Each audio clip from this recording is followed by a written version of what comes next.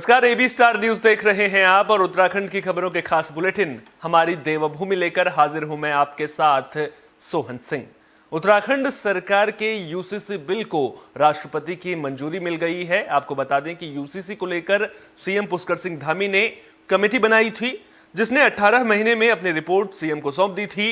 समिति द्वारा दिए सम्मान नागरिक संहिता मसौदे को सरकार ने उत्तराखंड विधानसभा में पिछले महीने 6 फरवरी को रखा था, जिसे सदन में पास करा दिया गया था।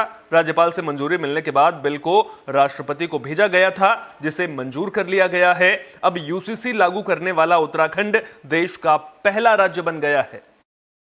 देखिए, हमारे प्रदेश के यशस्वी मुख्यमंत्री माननीय पुष्कर सिंह धामी जी ने 2022 के चुनाव से पहले उत्तराखंड की जनता से प्रदेश के अंदर यूसीसी लागू करने का वादा किया था। उस वादे को आज आदरणीय मुख्यमंत्री जी ने जो यूसीसी अपने राज्य में लागू करने के कानून बनाया, उसको महामहिम राष्ट्रपति जी के द्वारा मंजूरी दी गई है। तो निश्चित रूप से ये हमारे राज्य के लिए, पूरे देश के लिए सौभाग्य की बात है, जो भारतीय जनता पार्टी के मूल एजेंडे में है कि हम पूरे देश के अंदर यूसीसी लागू करेंगे। निश्चित रूप से उत्तराखंड से उसका शुभारंभ हुआ है और एक कानून के अंदर पूरे देश के अंदर लोग रहेंगे, चाहे किसी भी वर्ग का हो, किसी जाति का हो, किसी धर्म का हो, महिला हो, पुरुष हो, सबके लिए एक समान कानून हमारे प्रदेश के अंदर लागू होगा। तो हम आदरणीय मुख्यमंत्री का धन्यवाद। सीएए पर सियासी महाभारत शुरू हो चुकी है। विपक्ष सीएए लागू करने की टाइमिंग को लेकर सवाल खड़े कर रहा है। मामले को लेकर कांग्रेस प्रदेश अध्यक्ष करण माहरा ने कहा कि पिछले 10 साल से बीजेपी ने सीएए लागू नहीं किया, लेकिन अब चुनाव की घोषणा में 2 से 3 दिन का समय रह गया है, इसलिए भारतीय जनता पार्टी ने चुनाव को प्रभावित करने के लिए और लोगों को डराने के लिए सीएए लागू किया है। ये तो हमने पहले ही कह दिया, बीजेपी के दिमाग में ना तो देश है, ना देश का विकास है, ना देश की अंदरूनी जो गंगा जमनी तहजीब है उसका क्षय होना उनकी नज़र में नहीं है। उनके दिमाग में केवल एक एजेंडा रहता है, चुनाव और सत्ता। वो इसको प्राप्त करने के लिए मुरलीधरन और जोशी और अडवाणी जी एसओ को बाहर कर सकते हैं और अडानी को अंदर कर सकते हैं। और यूसीसी और ये दोनों हमने पहले ही शंका जता दी कि इसकी टाइमिंग को लेकर हमको शंका है। 2019 के इनके मैनिफेस्टो में है, लगातार इनके जो विचारक हैं वो इस बात को कहते थे सीएए को लेकर और यूसीसी को लेकर, लेकिन 10 साल के शासन में, लगातार शासन 1 साल का नहीं, 10 साल के लगातार शासन में इन दोनों विषयों पर बीजेपी मौन लेके बैठी रही। और ठीक चुनाव की घोषणा होने से 2 दिन पहले सीएए की बात बीजेपी ने की है। ये तो समझा जा सकता है कि ध्रुवी वहीं सीएए लागू होने से साधु संत खुश नजर आ रहे हैं। हरिद्वार के साधु संतों ने प्रधानमंत्री नरेंद्र मोदी की सरकार के इस फैसले का स्वागत किया है। सीएए लागू होने के बाद साधु संतों ने कहा कि इस कानून के लागू होने के बाद दूसरे देशों में उपेक्षित हिंदुओं को भारत की नागरिकता मिलेगी। पाकिस्तान और बांग्लादेश जैसे देशों में अल्पसंख्यक हिंदुओं पर होने वाली प्रताड़ना पर रोक लगेगी। स्वागत योग्य कानून है जिससे उपेक्षित हिंदुओं को अन्य देशों में जहां अल्पसंख्यक थे उनके साथ ज्यादती हुई और उनका आखिर कौन है, तो इसमें बड़ा दिल दिखाते हुए भारत सरकार ने एक बहुत बढ़िया और बहुत बड़ा फैसला लिया है। इसको संत समाज पुरजोर स्वागत करता है और भारत सरकार का विशेष धन्यवाद करता है। जो हमारे अल्पसंख्यक हिंदुओं के साथ ज्यादती की जाती थी, चाहे पाकिस्तान में 18% हिंदू रहे, अब आज आकर के 1-2% हिंदू भी नहीं है, और अफ़गानिस्तान, म्यांमार, बर्मा, इन आदि देशों में जहां हिंदुओं को उत्पीड़न किया गया, तो आखिर वो हिंदू जाएं कहाँ? अतिथि देवो भव। जो अगर कहीं हमारे भाई कष्ट में हैं,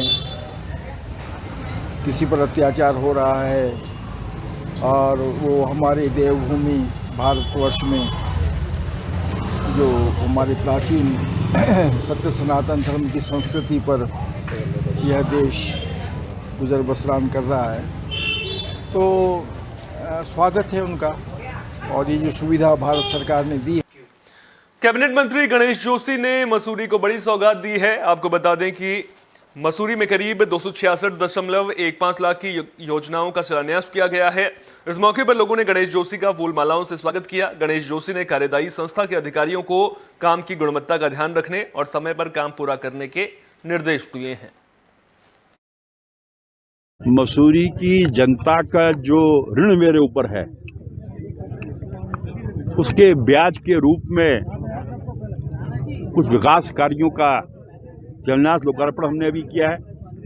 2 दिन पूर्व करीब 59 करोड़ के 56 करोड़ का इको पार्क और 3 करोड़ की फसाड लाइट का शिलान्यास माननीय मुख्यमंत्री जी ने किया है।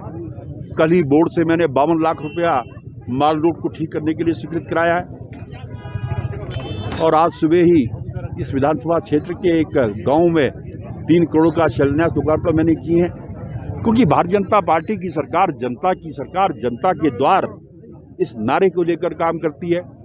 सबका साथ, सबका विकास, सबका विश्वास और सबका प्रयास, इस नारे को लेकर काम करती है। हम दलगत भावना से कोई काम नहीं करते, हम जातिगत भावना से कोई काम नहीं करते। यही कारण है कि भारतीय जनता पार्टी आज विश्व की नंबर 1 पार्टी है। 18 करोड़ से अधिक सदस्य भारतीय जनता पार्टी के हैं और जिस प्रकार से आज देश पूरा राममय है, मोदीमय है, मोदी जी फिर देश के प्रधानमंत्री बनने वाले हैं। कृषि मंत्री गणेश जोशी ने उद्यान विभाग के कैलेंडर का अनावरण कर दिया है। इस मौके पर उद्यान विभाग के कई अधिकारी मौजूद रहे। बता दें कि औद्योगिक निवेशों की गुणवत्ता युक्त आपूर्ति के लिए कैलेंडर का अनावरण किया गया है। आपको यह भी बता दें कि पिछले महीने हुई कृषि एवं उद्यान विभाग की समीक्षा के दौरान गणेश जोशी ने अधिकारियों को वार्षिक कैलेंडर जारी करने के निर्देश दिए थे। इस दौरान उद्यान मंत्री गणेश जोशी ने पीएम मोदी और केंद्रीय कृषि मंत्री का आभार व्यक्त किया। उन्होंने कहा कि कुशल नेतृत्व की वजह से ही भारत के साथ उत्तराखंड में भी औद्योगिकी को बढ़ावा देते हुए किसानों की आर्थिक स्थिति को मजबूत करने की कोशिश की जा रही है। देखिए, भारत एक कृषि प्रधान देश है। देश की जीडीपी में एग्रीकल्चर का, हॉर्टिकल्चर का 19% से अधिक का योगदान है और उत्तराखंड की इकोनॉमी को मजबूत करने में हॉर्टिकल्चर सेक्टर, एग्रीकल्चर सेक्टर का बहुत बड़ा योगदान है। और धामी सरकार लगातार इसको आगे बढ़ाने का काम कर रही है। जहां हम 50,000 पॉलियो हाउस लगाने जा रहे हैं, एप्पल मिशन में 800 करोड़ की व्यवस्था हमने की है, न्यूट्रिशन में 73 करोड़ रुपए की व्यवस्था हमने की है। और अक्सर देखने में आता है कि बीज जो है किसान के प्राण होते हैं, पौध किसान के प्राण होते हैं और बीज समय से न मिले, पौध समय से न मिले, और जिसकी वजह से मैं कहूं कि किसान की एक तरह से हत्या सी हो जाती है। हमारी सरकार ने सुनिश्चित किया है किसानों को समय पर बीज मिले, समय पर पौध मिले। इसके लिए एनुअल वर्क कैलेंडर हमने आज जारी किया है, जो पंचायत स्तर तक जिसको हम पहुंचाएंगे अपने अधिकारियों के माध्यम से, और जिसके माध्यम से किसान समय पर बीज, किसान को समय पर बीज मिलेगा, पौध मिलेगी। और जो हमारा धामी सरकार का संकल्प है कि 2025 में वाला जो 25 साल का होगा, हम एग्रीकल्चर। उत्तराखंड राज्य महिला आयोग ने 13 महिलाओं को सम्मानित किया है। इन महिलाओं को सशक्त नारी सम्मान से सम्मानित किया गया है। इस मौके पर महिला आयोग की अध्यक्ष कुसुम कंडवाल और कैबिनेट मंत्री सुबोध उनियाल मौजूद रहे। कैबिनेट मंत्री सुबोध उनियाल ने महिलाओं को बधाई दी। उन्होंने कहा कि आज देश की आर्थिक स्थिति एक महिला की वजह से ही मजबूत हुई है। वित्त मंत्री निर्मला सीतारमण एक महिला होने के नाते पूरे देश के वित्त विभाग को संभाल रही हैं और लगातार महिलाओं को सशक्त करने का नेतृत्व कर रही हैं। सशक्त नारी और समृद्ध नारी को लेके आज अंतर्राष्ट्रीय महिला दिवस का कार्यक्रम आयोजित किया गया है। इसमें हमने 13 महिलाओं को विभिन्न क्षेत्रों में काम करने वाली उनको सम्मानित किया है। और महिलाएं सशक्त हो, कैसे आगे बढ़े, उन्हें कैसे प्रेरणा मिले, तो इन महिलाओं से उन्हें प्रेरणा मिलेगी कि हम आज महिलाएं कमज़ोर नहीं है, सशक्त है, हर क्षेत्र में आगे आ रही हैं, बढ़ चढ़ कर उनकी भूमिका है। और मुझे लगता है कि परिवार की केंद्र बिंदु महिला होती है। जहाँ महिला सशक्त होती है वो परिवार निश्चित ही उन्नति करता है, आगे बढ़ता है। और आज हम देश की उन्नति की बात करें या राज्य की उन्नति की बात करें तो इसमें महिलाओं की अहम भूमिका होती है। राज्य महिला आयोग ने एक बहुत अच्छी शुरुआत की यहाँ पे आज की, जिसमें उनका नारा था सशक्त नारी समृद्ध नारी। और सशक्त राष्ट्र के लिए दोनों चीज़ों की बहुत बड़ी आवश्यकता है। और जिस तरह आज राज्य में विभिन्न क्षेत्रों में काम कर रही 13 महिलाओं को सम्मानित करने का काम किया गया, ये निश्चित रूप से महिलाओं को एक प्रेरणा भी देगा और महिलाओं के अंदर एक आत्मविश्वास को बढ़ाकर एक सफल नारी के रूप में अपने को स्थापित करने की प्रेरणा इससे मिलेगी।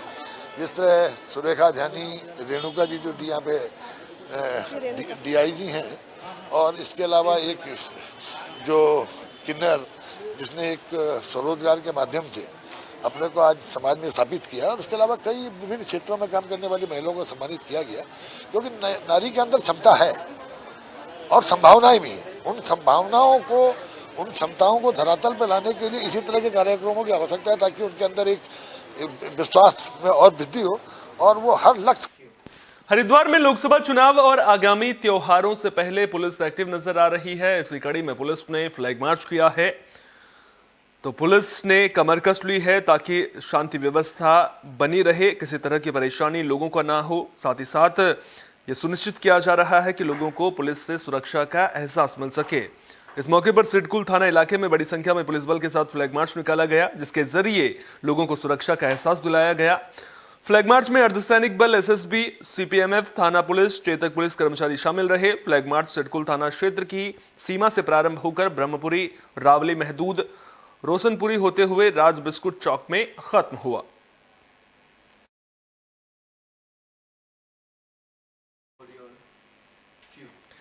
नैनीताल जिले के उखलकांडा में हुए सड़क हादसे में 10 लोगों की मौत हो गई थी। अब मृतकों के परिजन प्रशासन की कार्यशैली को लेकर सवाल खड़े कर रहे हैं। प्रशासन पर पूरा मुआवजा न देने का आरोप लगा रहे हैं। परिजनों का कहना है कि प्रशासन ने उन्हें 4-4 लाख रुपए मुआवजा देने का ऐलान किया था, लेकिन अभी तक उन्हें केवल 2-2 लाख रुपए ही मुआवजा दिया गया है। हरिद्वार के बुद्ध पार्क में मामले को लेकर पुलिस और प्रशासन से ग्रामीणों की तीखी नोकझोंक भी हुई। ग्रामीणों ने कहा कि प्रशासन उनसे वादा खिलाफी कर रहा है और पीड़ित ग्रामीणों की बात सुनने को तैयार नहीं है। मौके पर पहुंचे सिटी मजिस्ट्रेट ने ग्रामीणों से बातचीत कर बताया कि बाकी बची धनराशि मुख्यमंत्री विवेकाधीन कोष से दी जाएगी, जिसको लेकर काम चल रहा है। सर जी, हमें आज से 15 दिन केवल ADM साहब का फ़ोन आया था। सर 15 दिन में आपको 2-2 लाख का मुआवजा मिल जाएगा। सर आज 15 दिन नहीं 21 दिन हो चुके हैं। सर मेरी यही गुजारिश है कि सर आप नहीं दे सकते, कोई बात नहीं, हम दूसरी बार धरने पर नहीं आ सकते। सर हम सर पहाड़ से चल के आते हैं, 200-250 किलोमीटर चल के आ रहे हैं। सर हमें बार बार क्यों परेशान किया जा रहा है? देखिए, हमने 1 बजे तक का उप जिलाधिकारी ने 15 दिन का समय दिया था। आज 21 दिन हो गए, मांग पूरी नहीं हुई। मृतक परिजनों के दुखों को कुरेदने का काम किया जा रहा है। हमने तो पैसे मांगे नहीं थे। 4 लाख रुपए उन्होंने कहा देंगे। योगेश, जिसके लिए लोग फोटो खिंचा रहे थे सुशीला तिवारी हॉस्पिटल में जाके, तमाम उन लोगों को मानवता खो गई है उनकी। उन्होंने फोटो खिंचाई, उसको 2 लाख रुपए योगेश को नहीं मिले। जिस 7 साल का बच्चा जो मरा, उसको 2 लाख रुपए जब मिले, जब मैंने 15 दिन पहले यहाँ हल्ला काटा। अब 2 लाख रुपए की राशि शेष बचती है और छिड़ाकान मिडान मोटर मार्ग ठीक होना मांगता है। दोनों में से कोई काम नहीं हुए। या तो प्रशासन कहे कि हमसे गलती होगी, उस टाइम आपने वहाँ पे आंदोलन को खत्म करने के लिए हमारे साथ झूठ फरेब हमारे दुख के साथ क्यों किया? हम इसके खिलाफ हैं और यहाँ पे सारे मृतक परिजन आए हैं। अभी 1 बजे तक का हमारा समय है, 1 बजे बाद हम जेल जाएंगे। देखिए, एक दुर्घटना घटित हुई थी नवंबर के महीने में पिछले वर्ष। उसमें जिला स्तर से जो फंड्स होता है वो तत्काल जो प्रभावित थे उनको 2-2 लाख रुपया राहत सहायता रिलीज़ कर दी गई थी। साथ ही कुछ धनराशि माननीय मुख्यमंत्री विवेकाधीन से कोष से देने के लिए प्रस्तावित की गई है, जिसमें शासन स्तर पर ये प्रकरण विचाराधीन है। जहाँ तक सड़क की बात है, सड़क PMGSY के अंडर उसके अपग्रेडेशन के लिए फंड सैंक्शन हो चुका है, मेरे को एक्शन ने ऐसा बताया है, और साथ ही उसके टेंडर भी आमंत्रित कर दिए गए हैं। और मजिस्ट्रेट जांच में आप सभी को पता है एक समय लगता है। मजिस्ट्रेट जांच पूरी होने के बाद जो अतिरिक्त सहायता राशि है उसको देने के लिए प्रस्ताव जिला। देहरादून पुलिस को बड़ी कामयाबी मिली है। पुलिस ने कोबरा गैंग पर शिकंजा कस दिया है। पुलिस ने पैसिफिक हिल्स मसूरी रोड के पास से गैंग की एक शातिर विदेशी महिला को गिरफ्तार किया है। विदेशी महिला के साथ एक दूसरी महिला और उसके पति को भी गिरफ्तार किया गया है। तलाशी के दौरान आरोपियों के पास से 16.35 ग्राम कोकीन मिली है। आरोपियों के खिलाफ मामला दर्ज कर पुलिस ने जांच शुरू कर दी है।